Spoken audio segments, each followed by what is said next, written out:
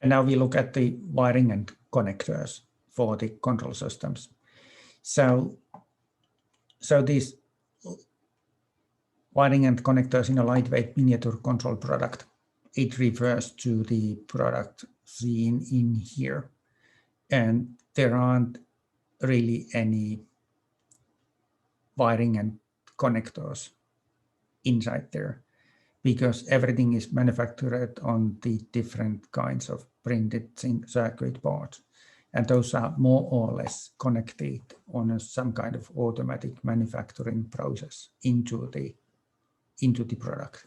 And there are especially connectors or wiring inside there. So I didn't take any picture now for this presentation about the connectors inside in there.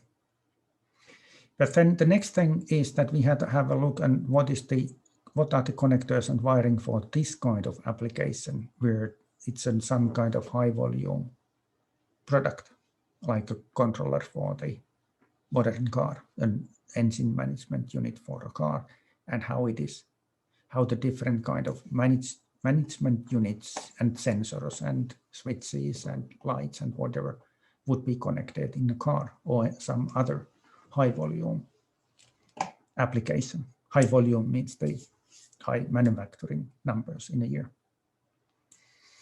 So when looking at that kind of wiring and connectors, so like in that picture of the car and the wiring harnesses in there, so all the wires are pre-manufactured before the assembly. And then it's typical that the connector is on the printed circuit board. So the printed circuit board is manufactured in an automatic process. And in that automatic process where those electronics components are installed with the component installation machines on the printed circuit board, and then automatically soldered there in a soldering oven. Then after that, there might be still a robot work cell installing all the connectors in there. And then after these connectors are like put there by a robot onto the printed circuit board, then the board still goes to one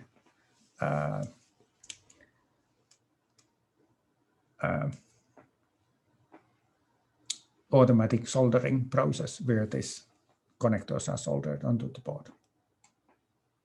So in the end, this comes out of the manufacturing process without anyone touching the printed circuit board or without anyone touching the connector in here.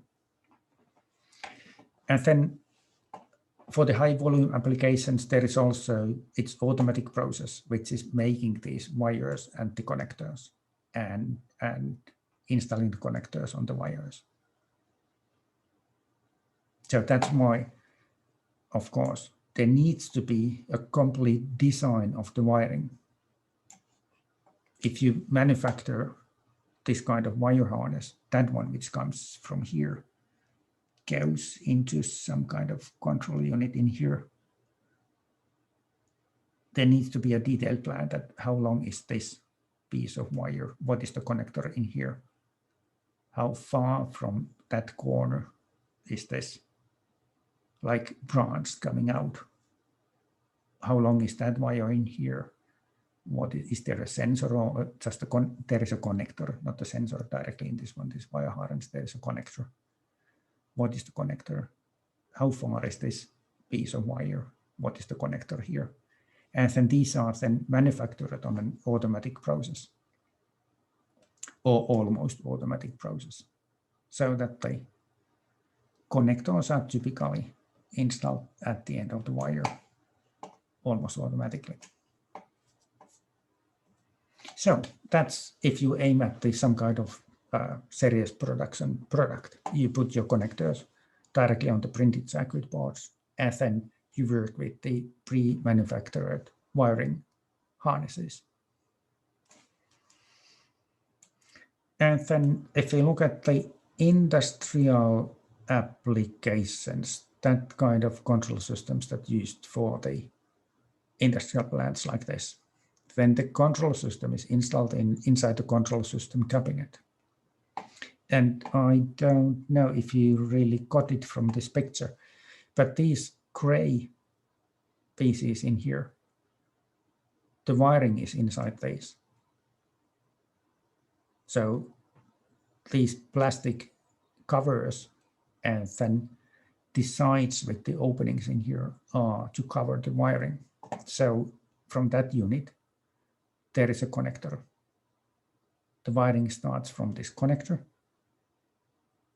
The wire goes inside this duct. And then from here, it goes to, I guess this one is a ground wire. So it goes to a main ground point on the cabinet.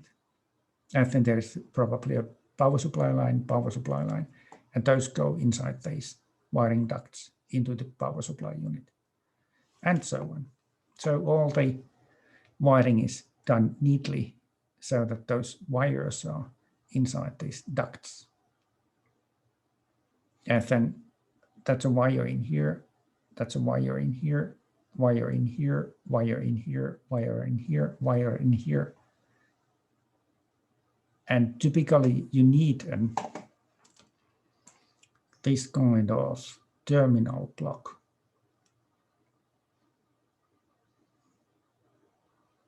So that's also the similar control system cabinet. And you see that the wires are coming or going from the connector into this wiring duct. Coming from this, this is a contactor for starting a motor. So this is used for controlling an electric motor. And that's the supply from the network, the electric supply, 3-phase current from here. And then it goes with the 6 wires into the electric motor. And with that kind of controls, you can drive the electric motor forwards and backwards. And these are the conductors to make that driving forward and backward possible with the 3-phase electric motor. And then the wiring is done really so that the individual wires go inside the ducts.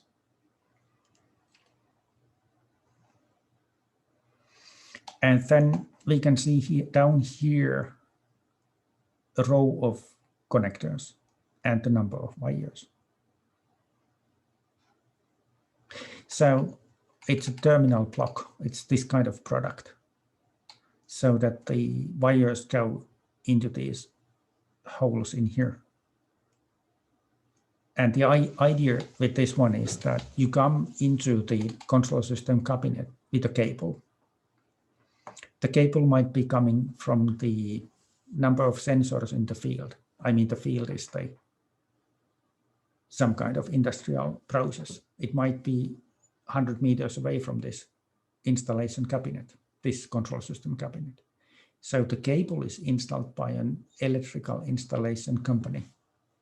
And their job is to connect the ends of the wires on the other side of this terminal block. So we can think about that the installation company comes into the control system cabinet with the cable of 24 wires.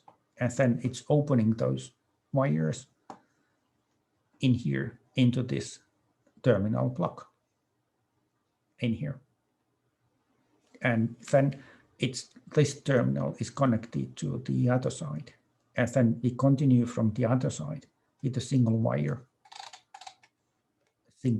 in here to the motor controller, to another motor controller, or to some, I think this is a door, and then there is a switch on the other side, and the switch on the other side, and the switch on the other side. So the internal wiring is done starting from these connectors on that side, and then the cables from the field are coming from the other side. And this is like the terminal block where there is the limit of the installation project. So that company which is installing the electrical cables will draw the cables and the wires up to this terminal block. And that company which is installing the control system components into the cabinet is doing the single wiring from this terminal block into these control system components. So that's how it is done. And now you should think about there how to do the wiring in your product that you have been designing. Is it this kind of wiring? Or is it a wiring where everything is like with the prefabricated wires with the connectors in the end? And that kind of connectors on the printed circuit board. If you use the prefabricated cables, you should include the cables into your 3D model of your product. I'm not sure if in this course you need to do that detailed planning, probably not.